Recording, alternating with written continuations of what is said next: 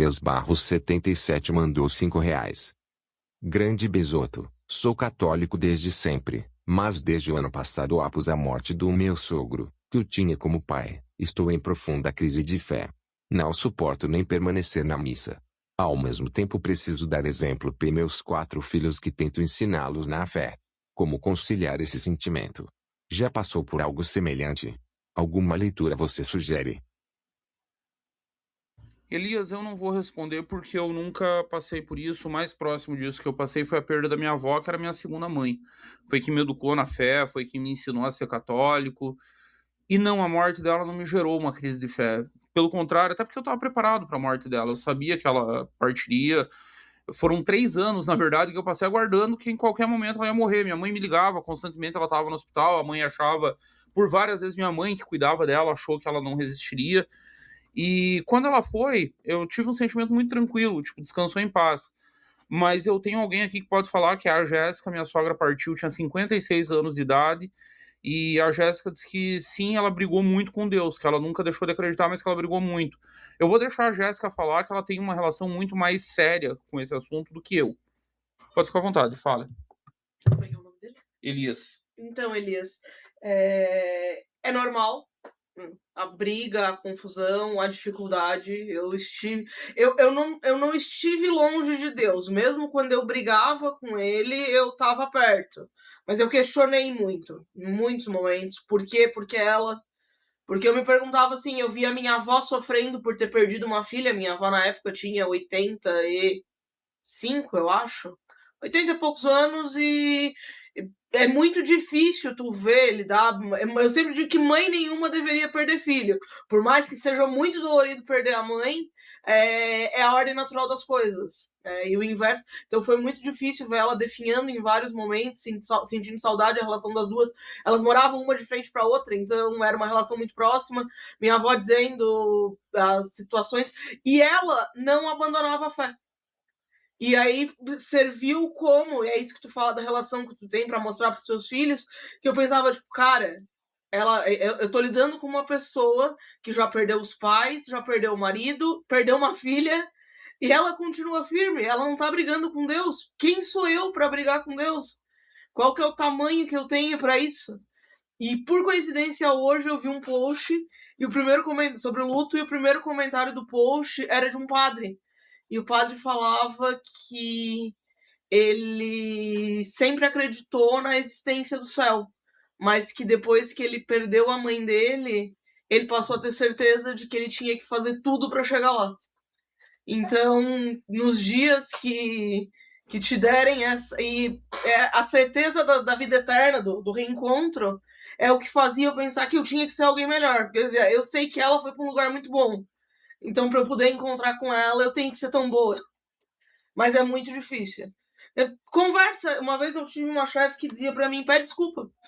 Depois que ela briga com Deus, mas depois tu pede desculpa. Porque ele entende, porque ele sabe a tua dor. Mais do que ninguém. Ele conhece, ele sabe o que tá no teu coração. Então, mas continua para ser o exemplo dos teus filhos, da tua família, muito provavelmente, e da tua esposa. É aquela frase clássica de pense muito bem antes de escolher com quem você vai casar, porque essa pessoa provavelmente vai passar a morte do seu pai e da sua mãe com você. Eu passei por isso, o Eduardo já viu o meu lado da família é o lado doente da família. Então, ele lidou com a minha mãe 3 anos com câncer, ele viu meu pai infartar, e eu tenho N motivos para ser grata pelo meu marido, mas principalmente pela força que ele teve para estar comigo em todos esses momentos. Porque provavelmente eu teria desmontado. Então, eu sei que é difícil, eu sei que é muito dolorido, mas. E eu sabia que ele sentia, porque ele estava muito bem com a minha mãe, então eu sei que ele sentiu muito a morte dela também. Mas tu tem que ser forte nesse momento para ajudar a tua esposa também.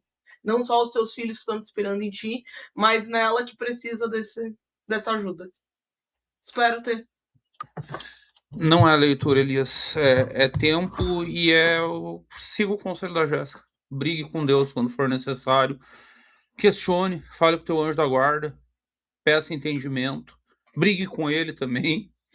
E tempo. Tenha paciência que aos poucos as respostas vêm. Então, Bisoto, é mais pra você falar sobre a personalidade dessas pessoas. Como eu saio 21 horas do trabalho, eu começo a ver a live com atraso, mas eu vejo você ao vivo. Então, se der, você responde os áudios aí, tá bom? E sobre a fé, cara, eu tinha dito que é o seguinte, graças a você, eu tive um contato mais carinhoso com a Igreja Católica, entendi de perto a perspectiva de vocês, mas eu sou protestante de berço, então para mim é complicado largar essa visão. Próximo áudio. Então, Bisoto, o que acontece? Por ser protestante, eu não consegui ter uma identidade assim com o catolicismo, né? Acho que a minha identidade realmente é protestante, mas mudou muito a minha perspectiva. Uma coisa que eu admiro, acho muito bonito, eu senti muito Deus, é quando vi o presépio, o menino Jesus antes do Natal, e quando fiquei sabendo que a igreja fica apagada, né, acho que no final da Páscoa e tal, né, o final da missa é apagado. Então eu achei isso muito bonito, todas essas liturgias. E para finalizar, cara, eu acho o que eu entendi é que é o seguinte, você é uma bênção na vida de Deus. Vejo as pessoas falando, tô voltando pra igreja, salve Maria, né? Salve Cristo Rei, eu não sei, desculpa se eu estiver falando alguma besteira. Mas eu vejo que as pessoas se aproximam de Deus através da sua vida. E para mim isso é maravilhoso, é lindo.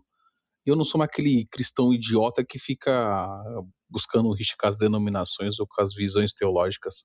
Deus abençoe sua vida, tá bom? Muito obrigado. Que Deus nos abençoe, Lucas, que Deus abençoe as nossas vidas.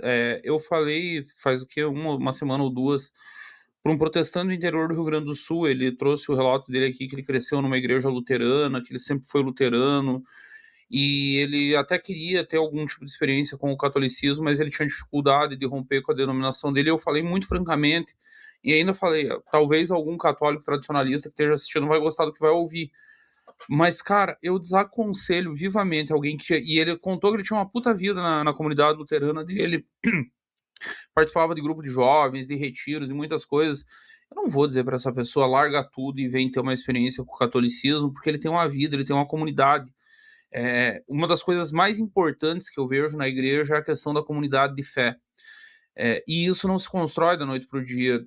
Por isso que eu aconselho também, é outro do conselho que os tradicionalistas não vão curtir muito. Você não é obrigado a frequentar a igreja da paróquia que está do lado da tua casa, da mais próxima. Às vezes você vai se identificar em outra. Tem quem se identifique com a renovação carismática. Eu não me identifico, mas eu sei o quanto o Padre Marcelo fez bem para muita gente. Tem quem se identifica com o rito mais tradicional, com a liturgia tridentina. Vai e seja feliz. Sobre o negócio das luzes apagadas e das imagens todas cobertas com pano roxo, agora durante a quaresma, vai até a sexta-feira da Paixão, porque nós estamos vivendo um período de luto. Nós estamos vivendo a caminhada de, primeiro, a lembrança de Cristo no deserto, sendo tentado por Satanás, depois todo o Calvário, revivendo todo o Calvário, até chegar na morte de Nosso Senhor, na crucificação. A crucificação injusta, por pecados que ele não cometeu, por erros que ele não cometeu, a crucificação que foi por nós.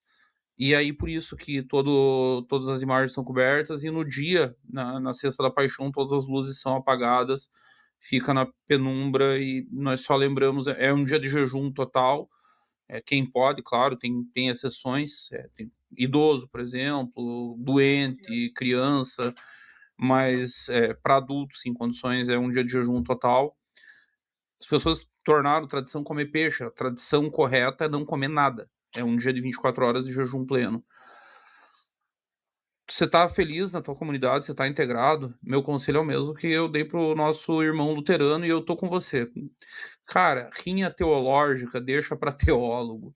Deixa pra teólogo. O importante é a relação com Deus, e eu tenho certeza que quando nós partirmos e formos pro juízo, Deus não vai ficar com discussões bizantinas sobre teologia na hora de julgar. Tenho certeza que não é isso, no final das contas, que vai nos salvar ou nos condenar.